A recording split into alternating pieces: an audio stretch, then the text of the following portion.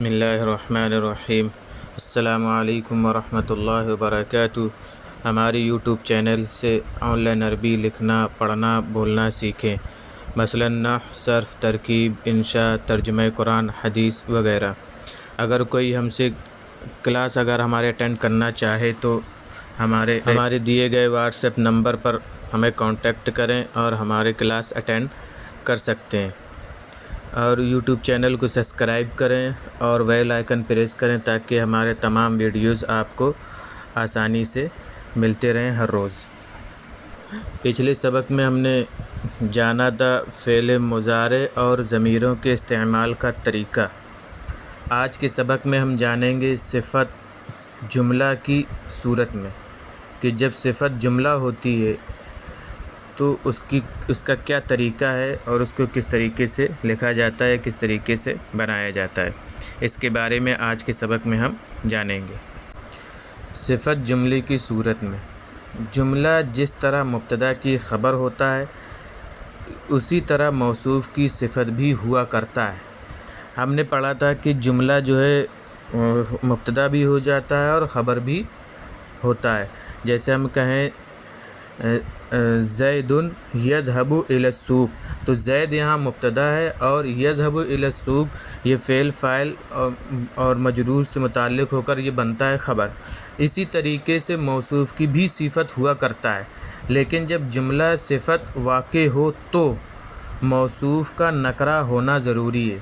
کہہ رہے ہیں کہ جب جملہ صفت ہو تو اس کا جو موصوف ہوگا وہ نکرہ ہونا ضروری ہے، اور اس کی وجہ یہ ہے کہ جملہ نکرہ کے حکم میں ہوتا ہے۔ جملہ چاہے جون سا ہو وہ نکرہ کے حکم میں ہی ہوتا ہے۔ آپ نے جملے کی دو قسمیں پڑھ رکھی ہیں، یعنی دو قسموں کے بارے میں جان لیا ہے کہ جملہ اسمیہ اور جملہ فعلیہ۔ یہ دونوں قسمیں صفت واقع ہو سکتی ہیں، کیونکہ جملہ جو ہے یہ بات یاد رکھنا کہ جملہ جو ہے وہ نکرہ کے حکم میں ہوتا ہے۔ جملہ اسمیہ صفت واقع ہو تو اس طریقے سے کہیں گے جاء رجل ابوہ عالم، تو وہ شخص آیا جس کے والد جو ہے عالم ہے۔ تو یہاں جاء فعل ماضی واحد مذکر غائب، کیونکہ رجل مذکر ہے، تو رجل دیکھیے یہاں جاء الرجل ہونا چاہیے، لیکن یہاں پہ جاء رجل ہے، نکرہ استعمال کیا ہے۔ کیونکہ آگے جو اس کی جو صفت آ رہی ہے وہ جملے کی شکل میں ہے، اور جملہ جو ہے نکرہ ہوتا ہے، اس وجہ سے یہ بھی اس کا موصوف بھی نکرہ ہوگا۔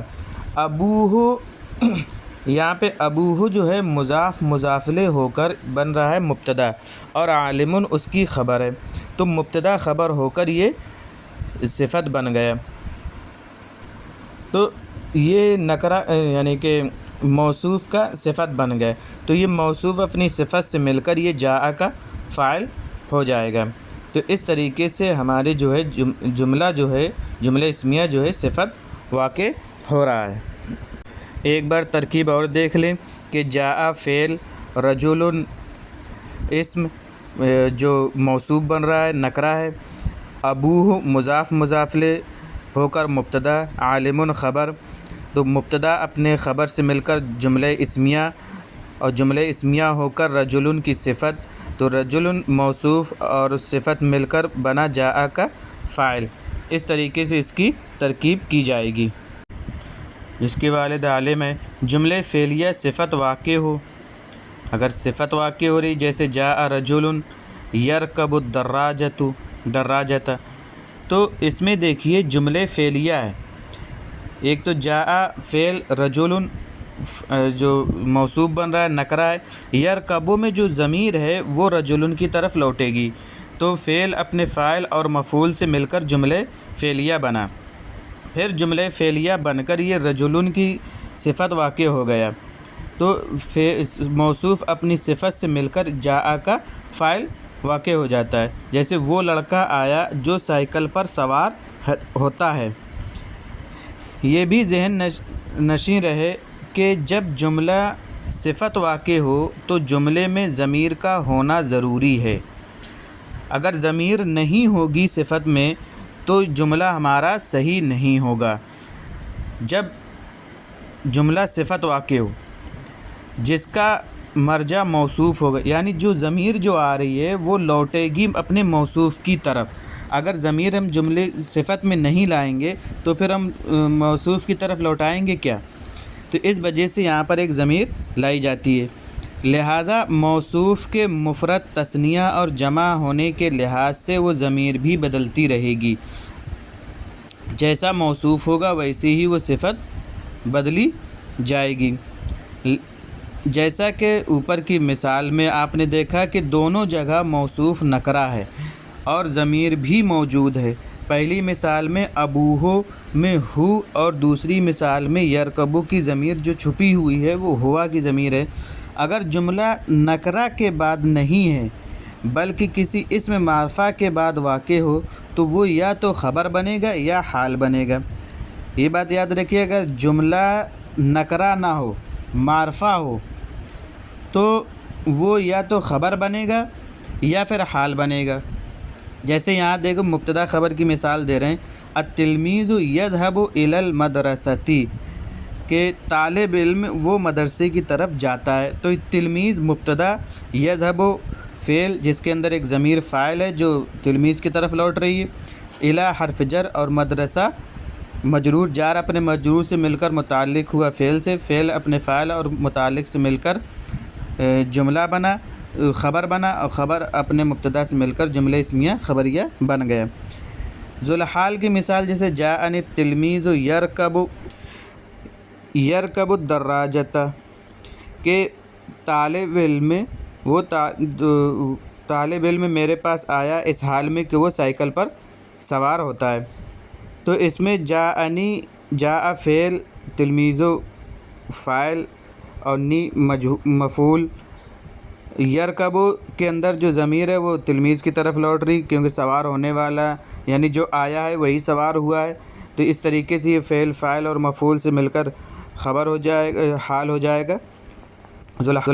تو جاءنی التلمیذ یہ ذوالحال ہے، یرکب الدراجۃ یہ حال ہے۔ تو حال ذوالحال سے مل کر جملہ بن جاتا ہے۔ اس فرق کی اصل وجہ یہ ہے کہ مبتدا اور ذوالحال دونوں معرفہ ہوتے ہیں۔ یاد رکھیے گا، ہم جانتے ہیں کہ مبتدا بھی معرفہ ہوتا ہے اور ذوالحال بھی معرفہ ہوتا ہے۔ تو دیکھیے دونوں جگہ التلمیذ معرفہ واقع ہے اور خبر و حال دونوں نکرہ ہوتے ہیں۔ آپ کو بتایا تھا کہ جملہ جو ہوتا ہے وہ نکرے کی شکل میں ہوتا ہے، تو یہاں بھی نکرہ ہے۔ ذیل میں وہ جملے لکھے جاتے ہیں جو صفت واقع ہوں۔ مندرجہ ذیل جملوں کا اردو میں ترجمہ کریں اور اعراب بھی لگائیں۔ بغیر اعراب کے ترجمہ آپ کے سمجھ میں نہیں آئے گا۔ آپ کو اعراب بھی لگانا ہے کیونکہ آپ کو پتہ چلے کہ اعراب کس طریقے سے لگایا جاتا ہے۔ دیکھیے اگر آپ مشق نہیں کریں گے تو آپ کی عربی جو ہے وہ کمزور رہے گی، تو لہذا آپ مشق کریں اور اس پر اعراب لگا کر ترجمہ کریں، اور یہ بھی دیکھیں کہ کون سا جملہ جو ہے صفت واقع ہو رہا ہے۔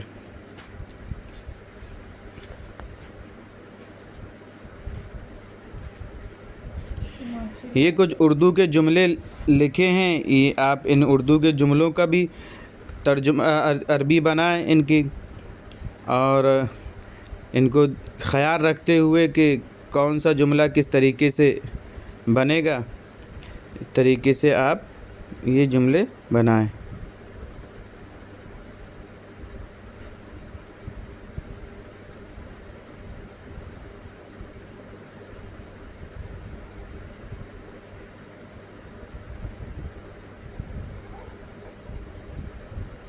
مندرجہ ذیل جملوں کی عربی بنائیں۔ مثلا راجستھان ایک ایسا صوبہ ہے جہاں کے لوگ پتھروں کو تراشتے ہیں اور اس میں نقش و نگار کرتے ہیں۔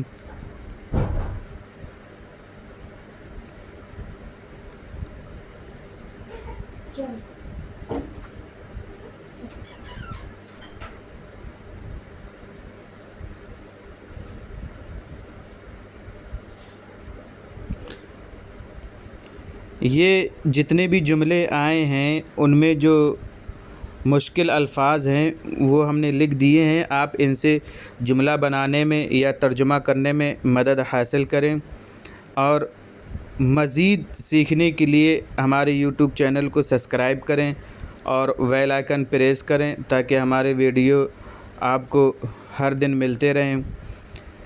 اور بیسک سے ایڈوانس لیول تک ہم عربک کی کلاسز بھی اٹینڈ کرتے ہیں۔ اگر آپ کلاس اٹینڈ کرنا چاہیں تو ہمارے دیے گئے واٹس ایپ نمبر پر کانٹیکٹ کریں اور ہمارا کلاس اٹینڈ کریں، انشاءاللہ اس سے فائدہ ہوتا ہے۔ ہم اس میں جو ہے نحو بھی پڑھاتے ہیں، صرف ہے، انشاء ہے، ترکیب ہے، قرآن کا ترجمہ ہے اور حدیث کا ترجمہ وغیرہ سکھاتے ہیں۔